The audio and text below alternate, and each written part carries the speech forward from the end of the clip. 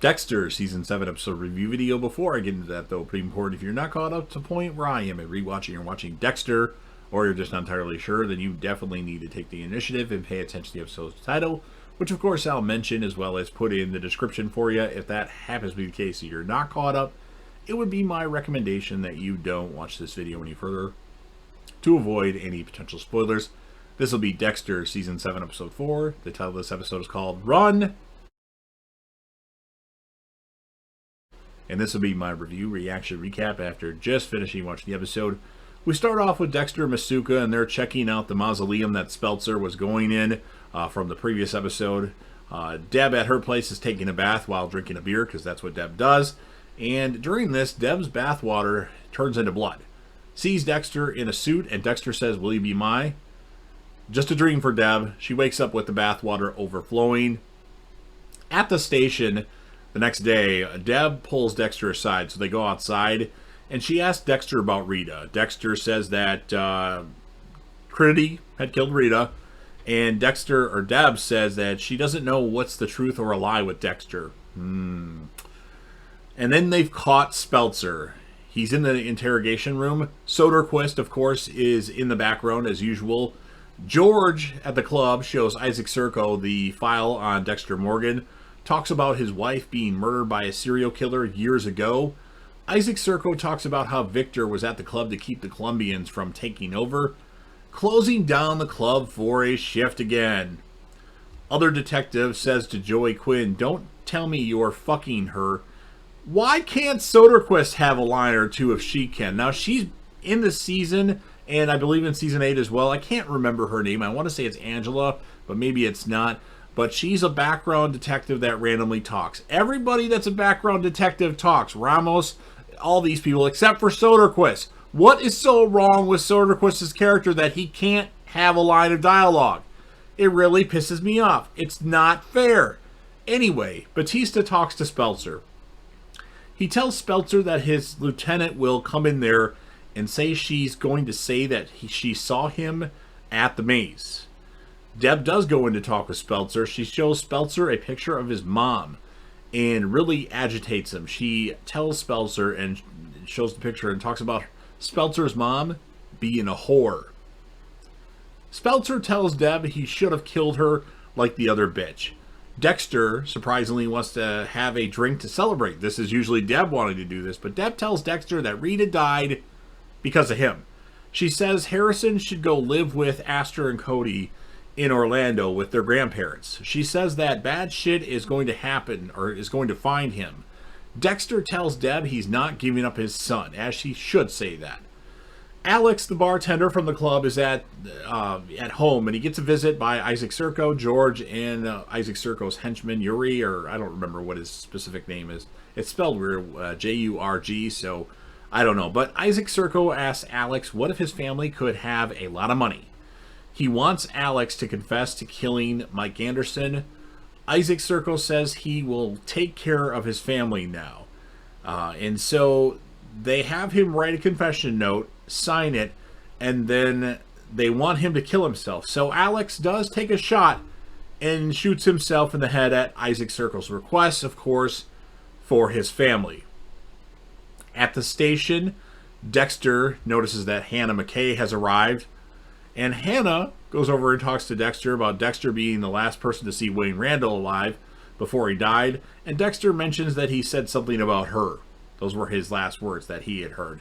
LaGuerta tells Deb we have a big problem. Footage of the police arresting Speltzer. He didn't acknowledge being read his rights. And they beat the crap out of him when he, at one moment, wasn't even putting up a fight. So, because of all this, Speltzer was released.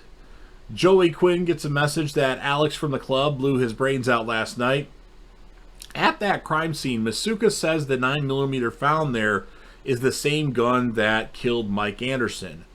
Batista doesn't think everything adds up. With all these pictures of Alex's family around, why would he kill himself? It doesn't make sense. That's what Batista's thinking.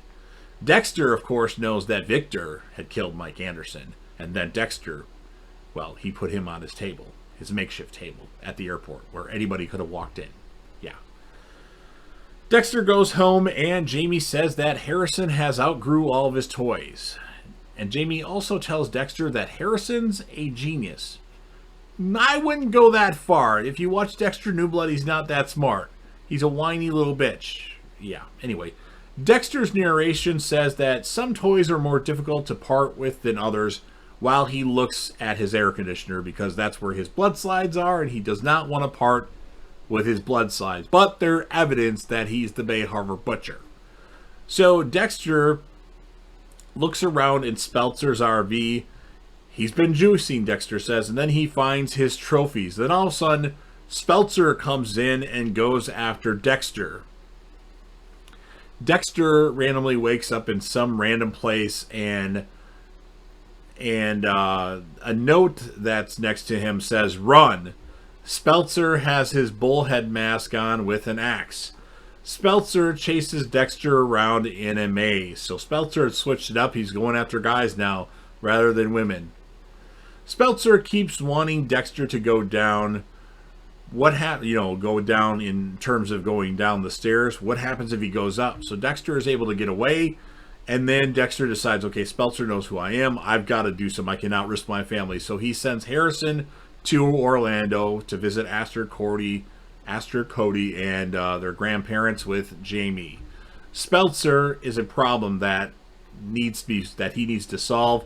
His narration says, Isaac Serco goes to check out Victor's place, puts his glasses on to look at one of Victor's pictures, turns it around and opens up the back to reveal a picture of him and Victor, says he'll revenge his death. Deb actually sees Speltzer at Melanie, the bartender from the previous episode's funeral. He brags about what he did. He said it was so easy, just like the others. And then Dexter goes to Deb's place.